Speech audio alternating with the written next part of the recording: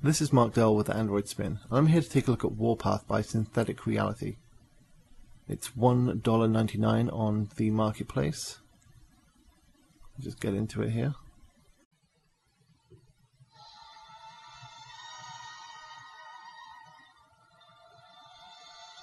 Okay, you have 5 different saves.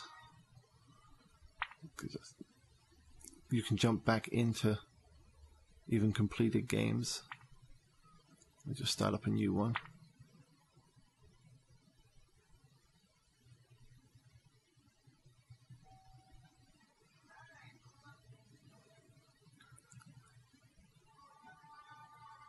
Okay, you have a little bit of choice here.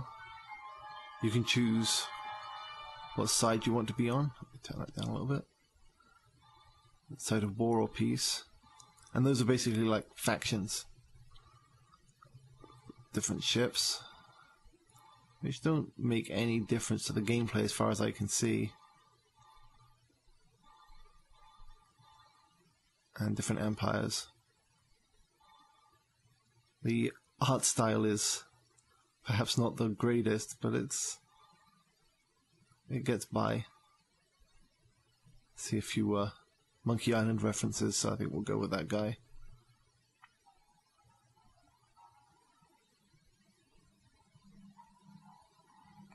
Hey, so I'm doing a single player game. It's going to jump in some artificial intelligence. Actually have it set on easy level now, so there is only one enemy. And we don't need hints. Okay, so here we have the galaxy map, and over here is the one enemy.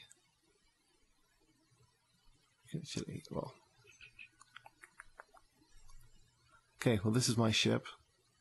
It looks like the hub of a car. I can move around by just doing a quick swipe across the screen, very slowly. Actually, speed up a little bit.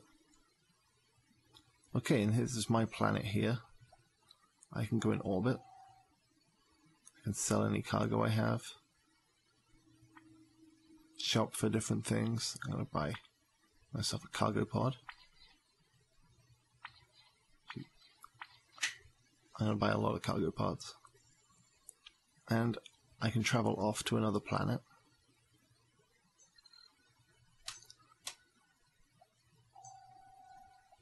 Go in orbit of this planet and I can mine the ore from it. You see all those cargo pods I purchased are now filling up. I can now leave, head back to my main planet, sell my cargo, and that's the primary way of making money. Now different planets will give you different amounts for the cargo, depending on how much they need it. In fact, my home planet here I shouldn't have sold here. It's not giving me very much. I can look at the galactic map. See, my planets here are green, and this is my quadrant. White planets are uninhabited, which means I can mine them.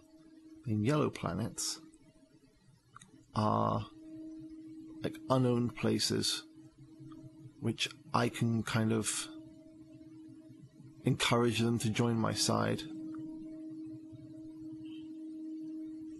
So I'll head over to one of these. That's right up where we were. Okay. Go in orbit here. So they give me a much better price for my cargo. Sell that off.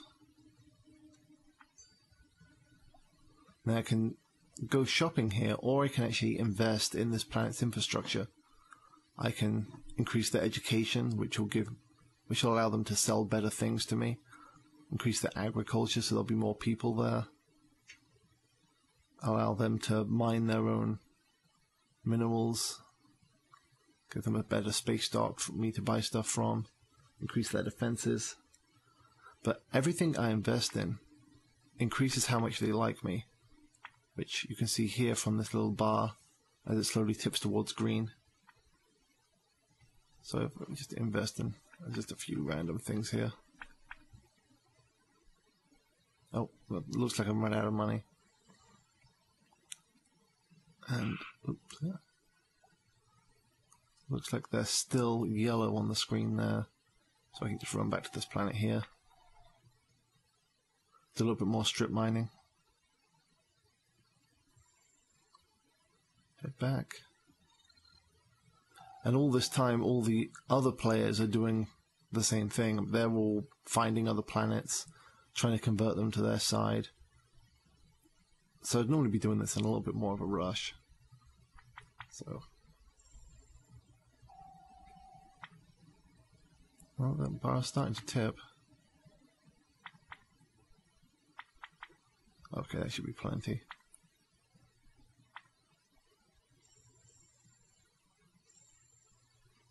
Okay, well that is actually green. They're on my side now. So now they're on my side, what that really gets me is it makes it harder for other people to take them over, as well as I will now get taxes from them, which is just another way of making money. So you kind of have to decide, do you want to leave a planet as a place to sell for? Do you want to colonize an empty planet? Or do you want to just use it for mining?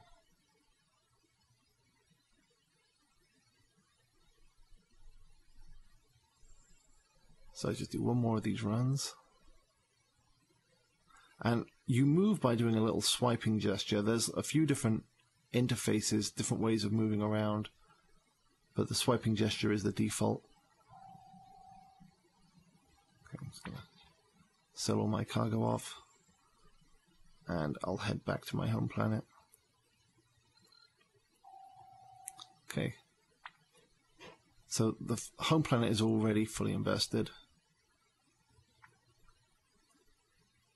And not only do you buy different things like cargo pods, which allow you to store stuff, you also buy these shields, which get very handy when you head over to the enemy's areas.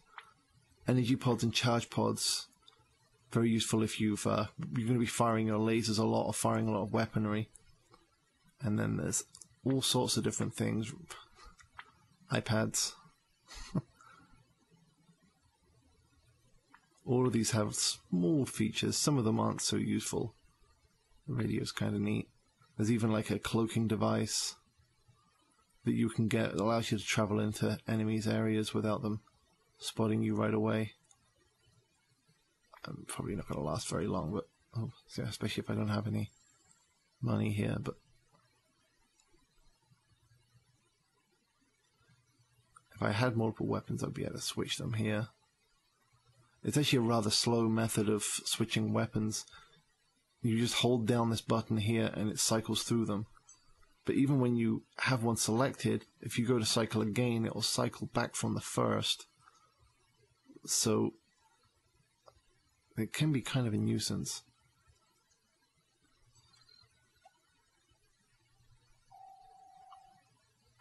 You actually choose which weapons you want where in this interface here. On the left are your available weapons that you've purchased, and on the right are your different weapon slots. And it definitely goes for form over function here. Like just clicking around, like things don't always take the best route, and even when you want to go and install something, it's rather a slow process. So we're going to go head over to this guy's space. This probably won't end too well. I don't have any weapons except for my original laser. And you would normally attack enemies' planets with kind of like biological weapons or something like that, and I have none of that. Well, I barely survived the crossover into his space. You see at the top there, those different bars represent my stats. I believe the red one is actually my shield, so I barely made it across. And without docking at a space station, I'm not going to be able to recharge. These planets are likely to shoot at me.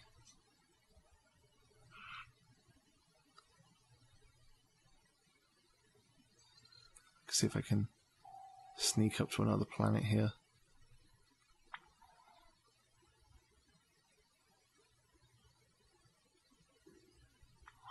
Mine it, colonize it, sell its all back.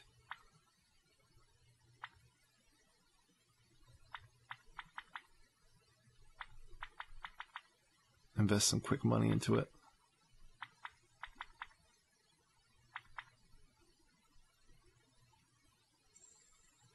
Okay, I've got it onto my side and it's healed up my rather pathetic shields.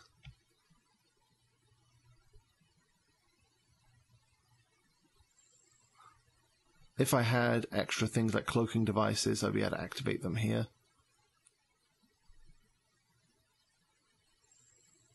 You can even see with my radar, I can see where the enemies are.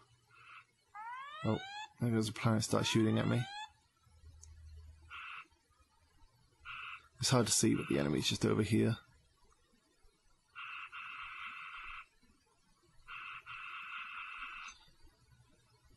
Yeah, see, I don't have too much charge for my weaponry. Oh, wow. That guy has some weapons. Okay, well, I've just been destroyed. You only have so many ships and you can purchase extra with money, but they are rather expensive. And that is pretty much the game in a nutshell. Just close out of this here.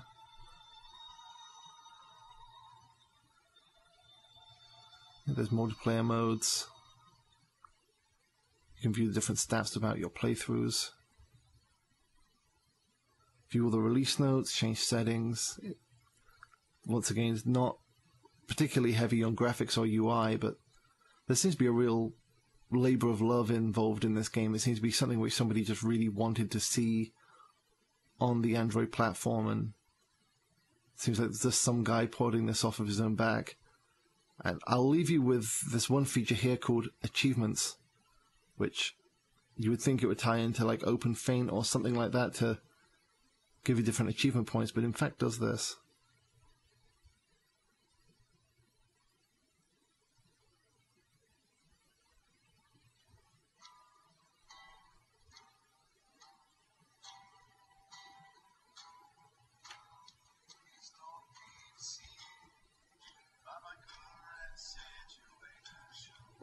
Crazy.